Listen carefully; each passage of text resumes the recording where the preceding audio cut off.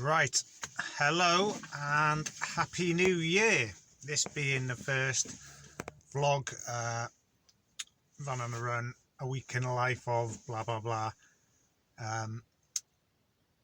vlog of 2022. So yeah, happy new year. Hope everyone had a nice break.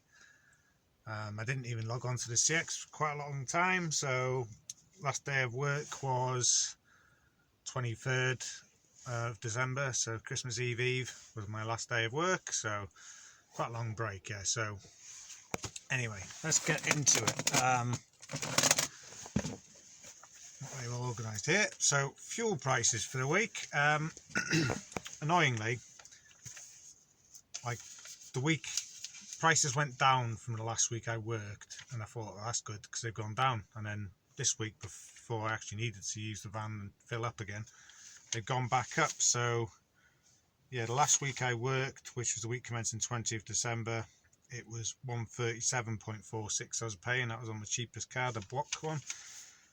And then they went down, but then they've gone up a fair bit. So I'm on, this week I'm paying, well, the UK fuel card, which is a Shell card for UK fuels, is 116.75 plus the VAT obviously.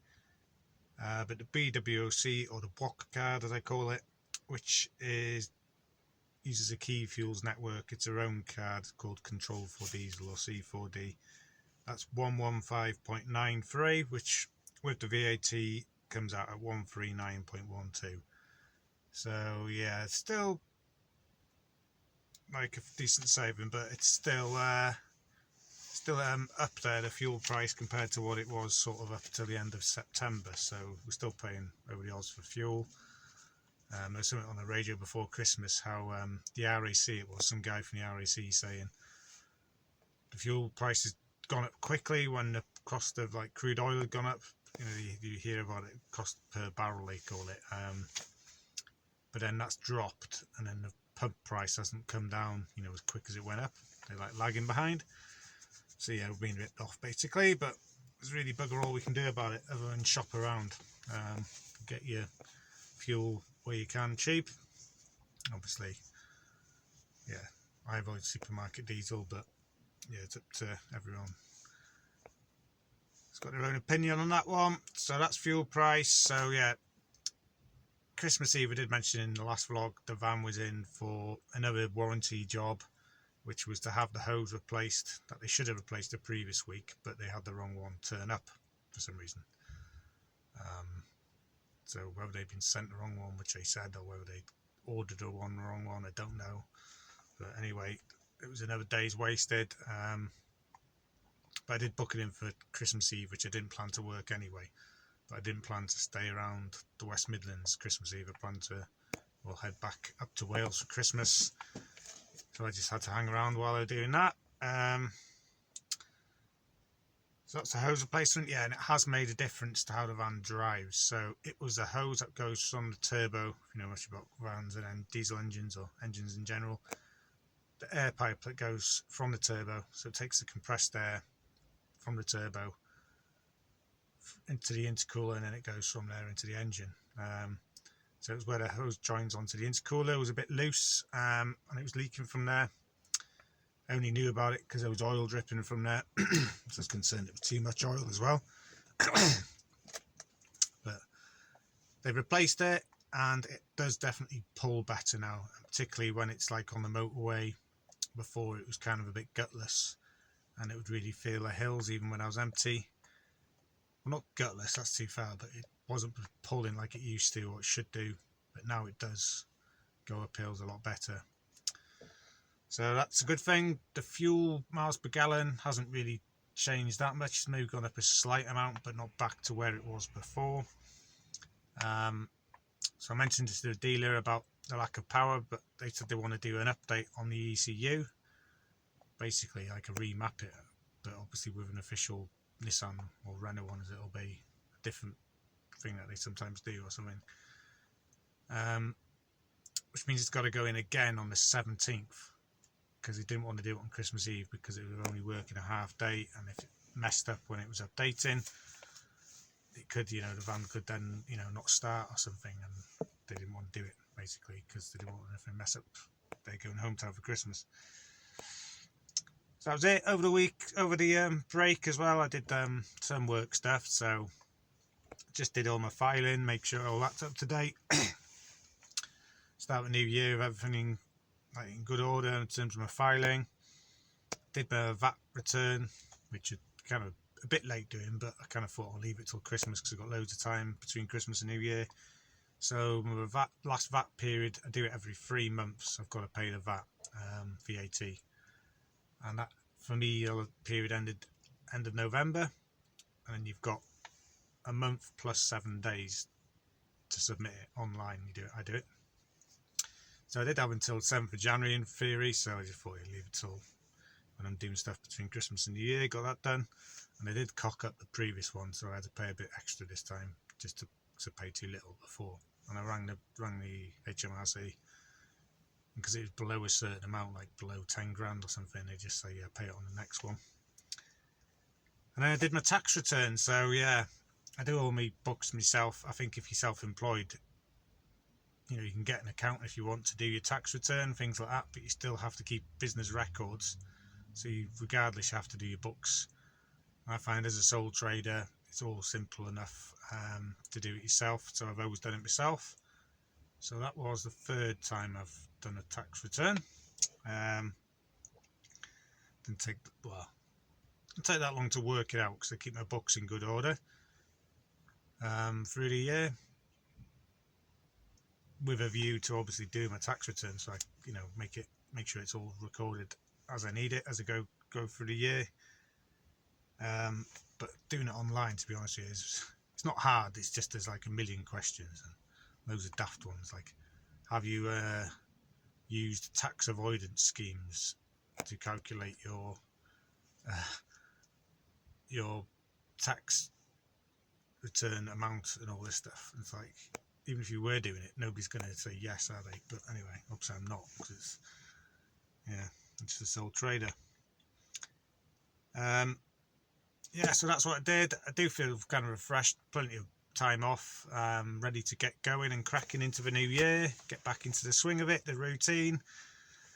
But it's quite hard because it's, quiet time of the year. Initial impressions of it aren't that good.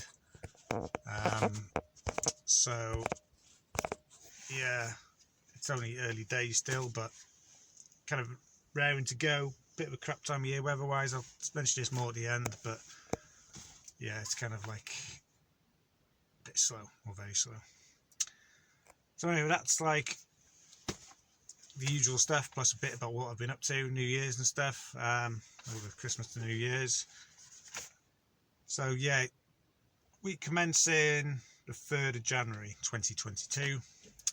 Monday was a bank holiday because New Year's Day was on a Saturday. So my plan was to start yesterday, Tuesday. It was a bit late starting, to be honest, but I was kind of like half thinking, should I start earlier because it's going to be quieter, so I'm more time looking for jobs. Then I thought, well, a lot of places are going to be just opening back up again, so maybe if I do that, it's going to be quiet early doors anyway, because places are, going to be having to get themselves sorted and find out where they're up to and stuff. All these businesses that use same-day couriers. So I didn't start until just after 10, which is pretty much normal time for me. Start first day of the week, and I didn't get a job. It was pretty slow. I was bidding on plenty of jobs, so really not being fussy, but obviously not local to the West Midlands, sort of like distance, or like at least to like the northwest. It's like the shortest distance I'm looking for, or longer job. Bid on plenty of jobs, bidding fairly keen by my standards, or pretty similar to December because it wasn't mad busy then, even in the run up to Christmas, and I got nothing, no calls, no nothing. By about midday, and then I kept bidding till just before 1 o'clock, still didn't get anything, so I sacked it off, and I thought, if I get a job now, it's a bit miserable time of year, don't mind sleeping in the van, but as long as I'm doing alright, do I want to take a job now, like bid on like 120 quid job, and then end up spending a night out? I'll just sack it off, I thought. And I have at the moment, last 2 years, it's getting on for 2 years since I've had a van and doing this, so it'll be like end of February, and in that time I haven't had a car, so I do use the van for personal use as well. I try to keep it to an absolute minimum, because I don't want to put too many miles on the van and kind of drive it all week anyway. I am going to buy myself a car now, just like a cheapish run around bit of fun. Partly because I just want to, because I'm a bit fed up of driving this thing on the weekends and stuff. Just want something, a nice little petrol car, bit of fun. And also, I'm sure you'll know this, or if you're watching this, if you've got no claims on your car, you can't use it on a commercial hire and reward like courier policy on a van. So when I started the van insurance, I started from 0 years no claims, because it's like commercial, it's different to personal use policy like you get on a car. So I had 5 years no claims off my old car, so I've got that lasts for 2 years from when I cancelled the last policy, which is like late February. So I've got until late February to get a car and use my no claims off my old Vauxhall Astra. Otherwise I'll just lose it in 5 years. So yeah, that's what's kind of made me think I need to get a car now. Plus I just want to. So I took the day off. I went and looked at a car up in Derby. Not quite ready for sale yet. I'll mention what car I get when I get one, but yeah, not sure about that one, to be honest. Don't think it's going to be the one for me. So I might be looking again this weekend. So Tuesday, so Monday, bank holiday. Tuesday, looking for a job for about 2.5, 3 hours. Didn't get anything, knocked it on the head. Today, this morning, got up a bit earlier, started looking for jobs just after 8, maybe 8:05. Again, it was slow. Don't know if it was any busier than yesterday, really, because I didn't start looking till after 10 yesterday. So yeah, there were jobs coming up, but not exactly crazy busy. Bidding on jobs, and eventually got a job. And it was about 2.5 hours, so it was like 20 to 11. Got a job, and it was a job I normally wouldn't bid on. It was picking up in Birmingham, 12 miles from home. Long wheelbase job, 2 drops. The first drop, central London, EC3M or something was the first part of the postcode, right in the congestion charge zone. So I had to include a congestion charge zone add it onto my quote. So that's 15 quid. I don't pay the ULEZ because I'm Euro 6. And then the second drop was Crawley. So yeah, it was 170 miles. Yeah, and I quoted 180 for it. But obviously 15 quid for ULEZ, so it's kind of like 165. But then the ULEZ is a taxable expense, so I'll get some of that back. So the job's probably worth about just shy of 170 quid for me. And it was wasn't actually quite 180 miles, so I think I did about 177 miles for 170 quid. So the pence per mile is pretty good. It took me about 6 hours. So I say 25 quid an hour is the minimum I'm looking for on a job when I get the job to when I finish the job tip. So when I get it, not when I pick it up, when I get it to when I drop, I'm looking for 25 quid an hour minimum. So if it's 6 hours at 25 quid an hour, looking for 150, kind of 170. So it didn't work out too bad in terms of rate or money, but not exactly stellar. But again, like I say, the job I'd never normally go for a job going into London like that. Tipping down here in Crawley. There's muddle London thing that would normally put me off, but beggars really can't be choosers now. It's just get what you can this time of year. Even when you got a bit of experience and a bit of feedback like me, getting on for 2 years now on a TX, it's going to be hard, I think, these first few months of the year. Just picked it up, load of boxes. Turns out to be COVID samples, or 2 pallets for 1 drop and some loose boxes for the 2 loose boxes for the first one in London. Yeah, and it was surprisingly quiet getting into London. It still took a long time because there's just so many traffic lights and stuff, but it wasn't really heavy traffic.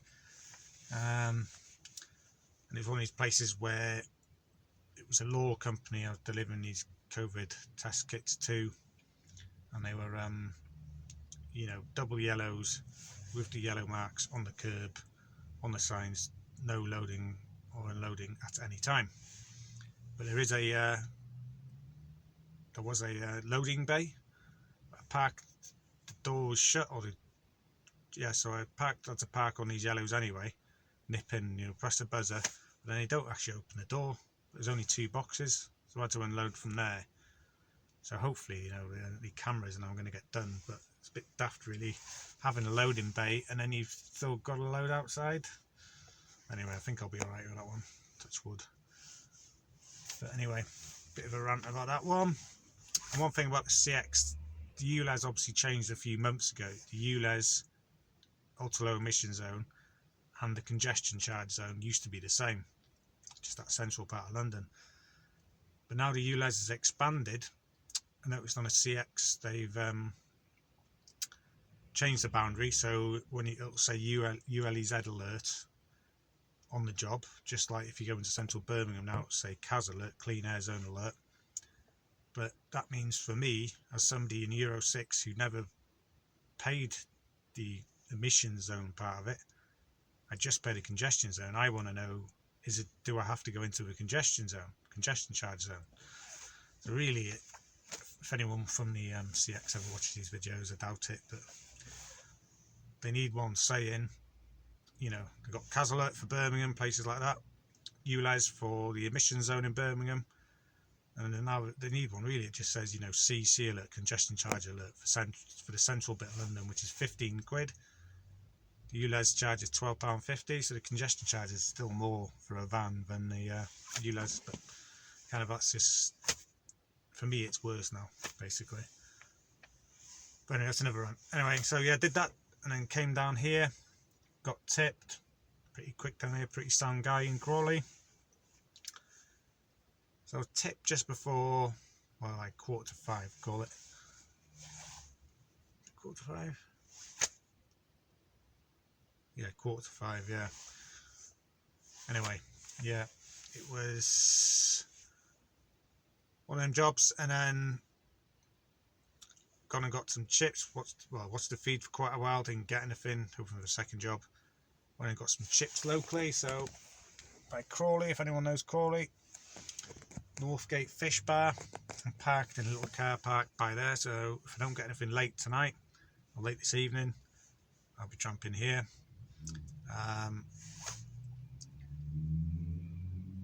Yeah, so I think the way it is at the moment, you know, if I could pick up a late job, like not like into the small hours, but if I get it done before midnight now, I think I would go for that kind of work, just because it's going to be hard to get the money in, I think, the next few months.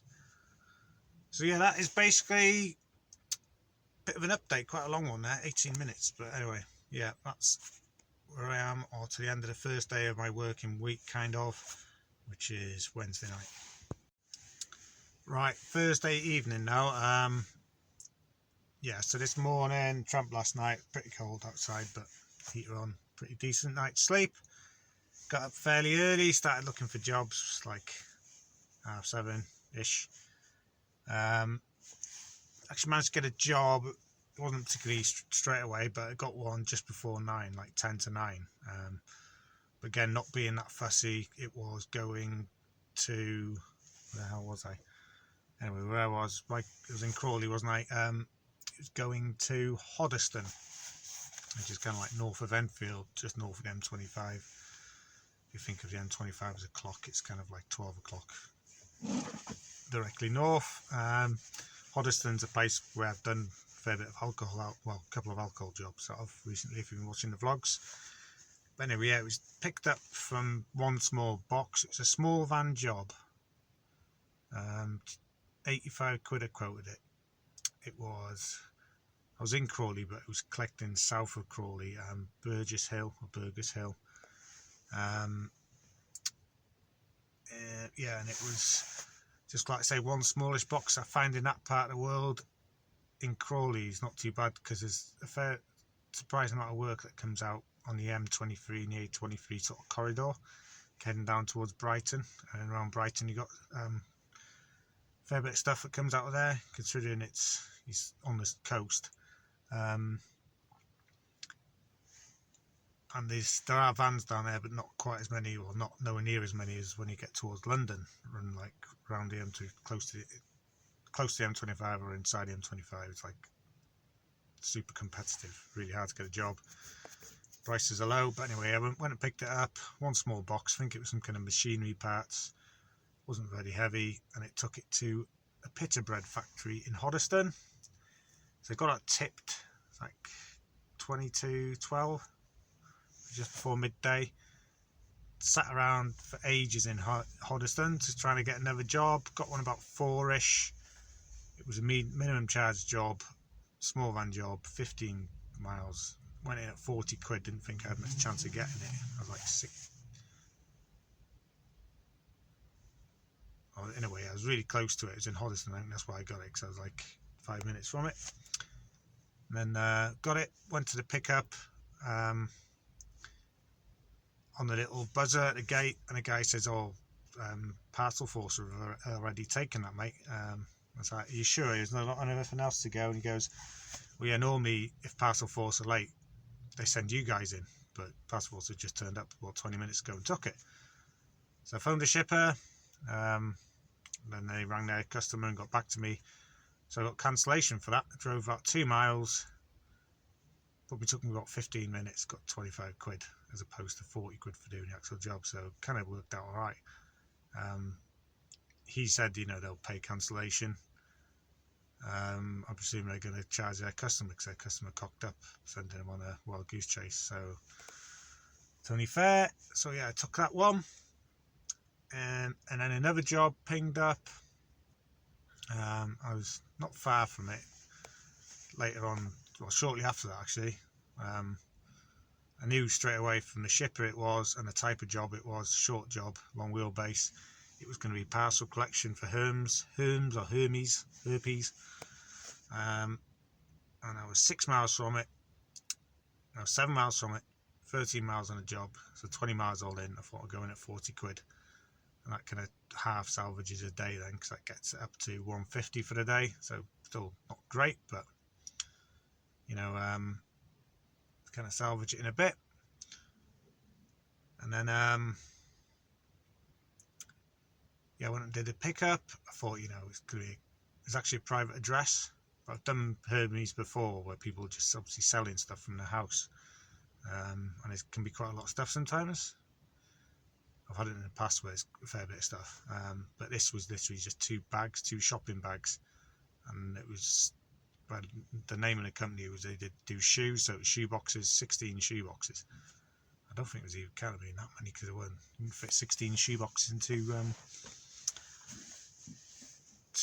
bags anyway. So yeah, really quick collection for that one.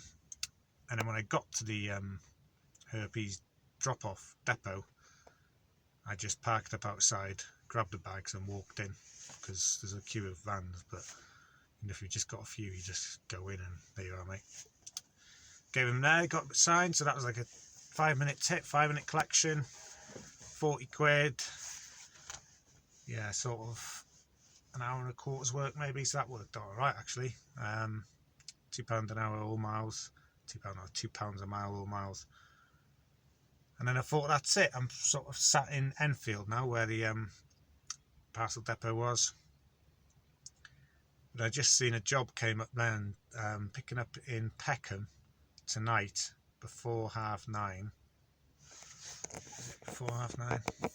Can't remember, but anyway. And going up to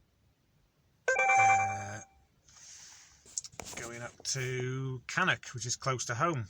So I've rang up, given them a price which is £1 a mile, which is comes out a bit less than, I think £155 a mile would have been 85 pence a mile, including getting there.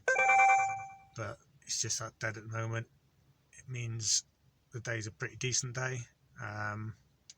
Make up a bit for yesterday, but it probably means I'm not going to get home till 1 or 2 o'clock. So the way it's been so quiet, if I get home 1, 2 o'clock, I might just go home and sack it off for the week, because I'm not really feeling it and it's hard work. So anyway, forget it. I rang him up and he says, oh yeah, he needs 3 vans. So He said he'll most likely send it through in the next 5 minutes. Just got to make sure I don't get locked in this car park. So yeah, that's it so far. So see if this job comes off. I kind of want it to come off, but it's going to be a late night, and that so far is, yeah, as far as Thursday night. Right, Saturday afternoon now, so just to give an update on what happened for the rest of the week. So yeah, last update I did was late Thursday night. It's getting on for 9 o'clock, 8:30, 9, something like that. And that job did come off, so they did send it through. So I was in Enfield, had to get over to Peckham to pick it up, which, you know, is the other side of the river. So I had to go south around the North Circular, which is A406, through Dartford Tunnel, and then start heading west towards Peckham. Peckham, of course, is Del Boy territory. Didn't see any three-wheelers, but yeah, it's just shows that time of night it's not too hard sometimes getting around London, particularly like that when I was on more major roads. London, even sometimes, some parts can be a pain just because it's so built up. So even if there's low traffic, you still got loads of traffic lights and stuff like that. But it kind of depends on your route. But anyway, shot over to Peckham, picked it up. It was parcels from a small parcel depot. I'll say the network, it's APC. So I think that works off a kind of franchise model. So they've got the main hub, which is where I took the stuff to, and then they've got localish, like independent companies that obviously have the franchise to do their deliveries and stuff. So it was like, yeah, a few industrial units, quite a tidy little sort of unit complex really. Apparently what happened is one of their trucks had broken down or something, so we had a load of pallets left to go back up there. So they wouldn't normally do this job, it's just because of a truck breakdown. So it was me and I think 2 other vans. I think I was the second one to get there. Yeah, we loaded me them, 3 pallets, 1 UK and then 2 Euro pallets, and then drive straight up to Cannock, to the National Sortation Centre for APC. Yeah, real straightforward drive up there that time of night. Thankfully there's no road closures for roadworks or anything, and yeah, just bombed up the motorway. Didn't hold back, obviously stayed legal, but yeah, set it to like 70 mile an hour, which I normally a bit less than that, but yeah, just wanted to get home. So I got up to the depot at like 1 o'clock, yeah, 1 a.m. in the morning. Pretty tired by that point, but not sleepy or anything. Didn't get tipped, probably it took 40 minutes to get tipped, which is a bit of a pain. They loaded me really quick, but when I got up there, I had to wait for the trucks to be finished, be unloading before they'd let the vans in. Thankfully it wasn't that long. And then when I did go in to unload, you know, there's forklifts whizzing around this like unloading area and loads of people, and then marshals, like supervisors who aren't on forklifts. It look kind of weird on these like electric buggy things, like they stand up on, and they're just like whizzing round. And he's like, yeah, follow me and park here, and it just looked really odd, these guys whizzing around on these little, yeah, they weren't on the forklifts, like little buggy things. And it's one of these ones, sometimes you need to stay in your van, mate, you can't get out here. So I just had to open the van and leave them to it, which I don't like, especially in places like that, because they're used to unloading and loading trucks. So you can, you know, an Arctic truck trailer, doesn't matter if you smash up against it with your forklift mast, these guys go like the clappers, because they're like, it's just how it is done, isn't it? It's all to deadlines and the roads rushing around. Turned out alright in the end, though there was like loads of rocking in the back. I think they were trying to drag the pallets back by themselves to get them close enough to the back doors to get the forks on them, and they've clearly caught the wooden box I've put around my night heater, like the thick section of timber I've got at the bottom to kind of protect it, and clearly like caught it with a pallet, not damaged it, like torn it loose or anything, but took a big chunk out of it. So that just shows you, doesn't it? That's why I watch forkies when I can. Forklift drivers, anyone who's doing anything on your van, watch them like a hawk. If you're not happy, just stop them. You have to, like, it's your van. It's my van. And It's my asset, and I'm going to have to sell it one day. I want to sell it in the best condition possible. Yeah, so and then I got home about 2ish, didn't get to bed till 2:30. Yeah, so it's quite interesting these going to the APC ones though, because I've been into Hermes a fair bit. Obviously done work for Yodel, UPS, and way back in the day when Yodel used to be called Business Express, before they rebranded it. I used to work early 2000s for Business Express in their Llandudno Junction depot, unloading trailers. So they'd come in 2 trailers a night we did, and we had this conveyor we pushed in, and it's all loose parcels in a box trailer, chuck them on the conveyor belt, and then they go down a thing and they get sorted by the other guys. There was like half a dozen of us used to work nights. I only did it for like 2 months as a summer job. Yeah, early 2000s. So that's how most things do it, but APC are different because you see their trailers on the road a lot. They're the tall trailers like the pallet networks use a lot. They don't have back doors on them, and obviously going to the depot is quite interesting to see how it works, because they just have metal cages that aren't on wheels. They're just lifted and stuff moved around by forklifts, and they've just got the boxes in, and they do a lot of obviously the poly bags. So basically all these trucks were coming in, and you could see by the tractor units pulling the trucks, the there's signage on them where they'd come from, different transport companies from around the UK. It's much more like a pallet network, this. So they're obviously coming in from all parts of the UK. They all get unloaded, and it's getting sorted, and then I think they'll take turns to come in and get loaded. And I imagine the ones that are furthest away from the depot, so the Scottish depots, I saw one truck there, Dumfries company.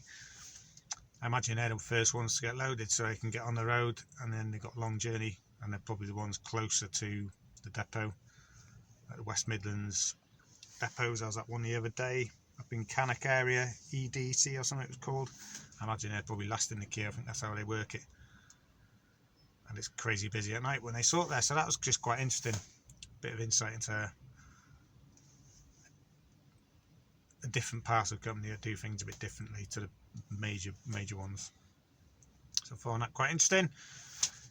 But like I said, I did finish really late, 2:30, and I just decided, yeah, I'm not going to work tomorrow, because if I get up at even if I got up at 8, what's that, 5.5 hours sleep? Yeah, it's just not enough, and I'll be absolutely knackered. And then I would have been looking for jobs on a Friday, so I had to get back home by the end of the day, and it's still, really quiet being the first week back. So I just thought I'm just going to take the day off.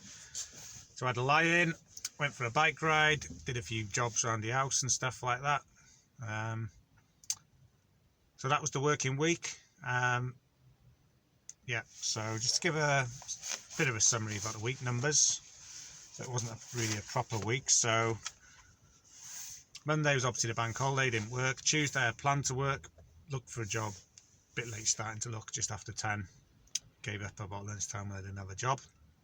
So I'm not counting that as a work day. I probably did spend about 2.5 hours bidding on jobs without getting anything. So I was working kind of, but I was also doing crap on the computer while I was bidding. Wednesday, the one job for 180 to go down south. Thursday, kind of 3 jobs, so 85 quid, 25 quid cancellation, 40 quid in charge job, the Herbie's collection, and then 145 quid up to Cannock. Part of the reason I went for that Thursday one is it's quiet, and that's a hard place to get a job from the southeast during normal hours. So far more likely to get a job when it's late at night like that, and it was getting me close to home. So yeah, and then Friday didn't work. So total 475 quid for the day, all miles, loaded and unloaded, leaving the house to getting back to the house, 480 miles, which is 98.9 pence a mile. But I did have quite a few more additional charges this week, or You had a £15 congestion charge for going to central London. I think I did a Dartford crossing once, which is £2.70. So £17.70 additional charges. So when I take my takings, including the VAT bit I get to keep on a flat rate scheme, minus 40 quid, which is 2 times £20, which is my daily fixed charge costs, which is, you know, insurance, tax, CX membership, that kind of stuff. And then minus my 33 pence a mile, which covers everything else, the actual variable costs, per mile costs. So fuel, vehicle depreciation, servicing, tyres, brakes, that's what I've kind of calculated at. It comes out to a profit of 298 quid, which working 2 days is £149 a day, so call it 150 a day. So I kind of met target on them 2 days. Pretty hard going that first week. I was watching one of Peter Courier Driver's vlogs about January. Go and check his out channel, but if you're watching my channel, let's face it, you've got to watch this channel, know of his channel. And I'd agree with everything he says. You know, it's really January, February are going to be slower, but especially this first week of January, because some business may not have even gone back yet. Some of them will leave it till the 10th. I think some schools are still off, so you know, people take holidays and stuff. Should get going again. Parking inspector over there, but I'm parked all right. Better from next week, but still be quiet. So I'm planning a full 5-day week next week. Just gonna go and definitely do 5 days and tell myself, and just earn what I can. So that was a week, really, yeah. But in terms of the CX in general, or courier business in general, we do say January, February in transport is quieter. Starts to pick up March, April, and then it gets busier, and keeps getting busier, particularly towards the end of the year, towards Christmas, and then dies again in January. So that's the general cycle. So if you're thinking about getting into this kind of game, you kind of need to take that into account. It's not a regular routine, you know, money coming in, so you kind of need to be putting money in a bank, or have money in a bank before you start, to get through these lean months. And also obviously with delays, so January, February I'll probably still get reasonable, or at least January, end of January I'll get decent money coming in, because it's for work mainly I've done in December. But then like from February will be slow money coming into my bank account, and then March, and then a bit of April, and then it'll come back in to being alright. But if you're thinking of starting, don't bother in January or February, really avoid it. It can't state that strongly enough. You need to be looking, start in March at the earliest, maybe in April, May, to be honest, if you want to get going, you know, otherwise you're fighting against the tide kind of thing. So that's my tips on that. That said, I said before, I started on the CX and bought a van and went doing, you know, full-time courier kind of thing. Previous to that I was doing fast food deliveries on my bike and also in my car, and then doing Amazon Flex deliveries in my car. I've never known a CX as a normal year, so I'm hoping 2022 is going to be more of a straightforward year.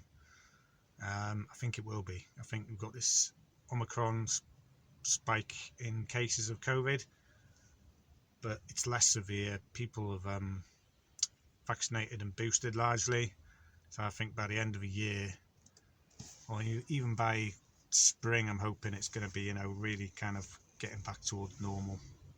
Supply chains will still take a long time to get going, I think, but yeah, I'm hoping it's going to be more of a normal year. Kind of had enough of this by now, I'm sure you all have. So that is the first vlog of the year. Sorry, it's a bit boring me just in the van,